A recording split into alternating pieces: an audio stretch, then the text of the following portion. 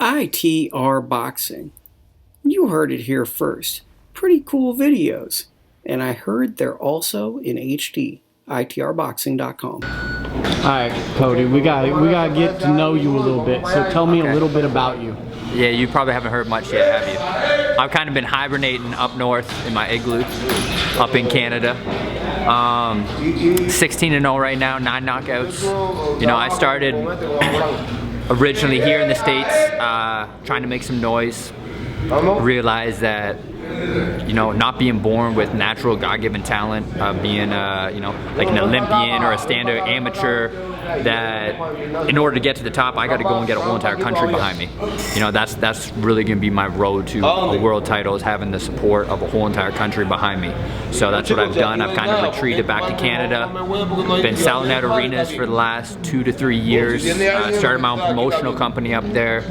Doing very good, even producing televised fights. I'm just trying to climb the ladder, man. You know, I've been in the ring with probably like 17, 18 world champions, everybody from Zab Judah, Jorge Linares, Floyd Mayweather. I've been in there with them all, I've seen it all, and you know, I'm coming for everybody. So how did you get to be such a big draw in Canada? That's an incredible feat that you're doing. Yeah, I think it's just where I'm from, the culture, you know, everybody supports everybody. Being from a city where they only know hockey or lacrosse, you know, trying to pursue a boxing dream is like unheard of. So doing something different and standing out is grabbing people's attention. At first, people I think wanted to see me kind of fall. When they realized I'm not going anywhere and you know, the train is leaving, they better jump on. I think that's what everyone did. They just jumped on. They rallied behind me. Canada really hasn't had a homegrown world champion before, I don't think, you know. Like Lennox Lewis is not actually from Canada, right? You know, everyone has kind of been implanted into Canada. I'm hoping to be that first, or one of the first homegrown true people's champion and a world champion from my country. The fact that I go about everything, including my country. I'm always repping my city. Even though I'm here in Vegas, you know, people see the flashiness, the cars, the girls, all the lifestyle of a professional fighter, but I keep retreating home, you know, going home, trying to help the homeless, trying to do fundraisers, trying to make a difference in these kids' lives. I think that's what's really grabbing the attention from all my fans back in Canada, you know. They see a guy trying to make a difference, and really, you know, I'm just using boxing as a voice. You know, I want to make a difference in my country. I want to get these kids off the drugs. I want to show them that just being from a small town, you can do big city things being from a small town. You can do, you know, you can change the world. Yeah, I don't know. I guess probably being a good person too. You know, to jump on the back of a good person. So you made a big sacrifice changing cultures, you know, not just you went from a Canadian cis to to moving to America to train for a boxing dream. That's something not a lot of people do. What's that sacrifice like? You know what? When I made the move in my mind when I was 16 years old. I decided I'm gonna be a professional fighter. It was unheard of. You know, my counselor in high school, they're like, what do you want to do for college? We got to start taking you into the right classes for college. What do you want to do? And I said, I'm going to be a professional fighter. They looked at me and they laughed, kind of joked around. They said, no, really, what do you want to do? I said, I'm going to be a professional fighter.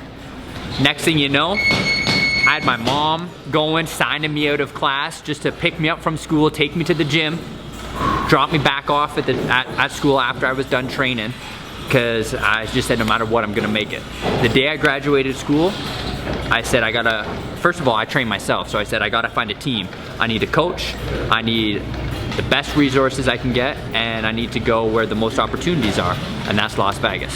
It's the fight capital of the world, right? So basically, me and my girlfriend, we packed our bags, we worked for a whole year, saved up money, packed our bags, booked a one-way ticket, and moved to Las Vegas. I said I'm gonna give up everything in my life from when I'm 20 years old till I'm 30 years old to become a world champion. And that's what I've done, and so far it's worked out. You know, I miss funerals, weddings, birthdays, holidays. I just had a friend overdose two or 3 days ago, and you know, I can't even go home for his funeral because I'm here in the middle of my training camp. So people don't understand the amount of sacrifices that I go through. It's literally me and my girlfriend sitting in an 800 square foot condo every day just looking at each other like, what are we gonna do? All right, let's go to work, let's go to the gym. How can we get better this day? What can we do? We come home at night, we eat dinner, we sit there, you know, just what are we gonna do? We got no family, no friends here. We're literally giving up everything just for this dream that I have of becoming a world champion. You see fighters here, with it being the fight capital of the world, fighters come and go all the time. I've had about 6 or 7 fighters from Canada come down here, say they're gonna make it. They pump everybody up back home, you know, I'm gonna be the next great thing to come out of Canada. They last 2, 3, 4, 5, 6 months here, and then you never see them again. People just can't deal with the daily sacrifice that it takes to become a world champion.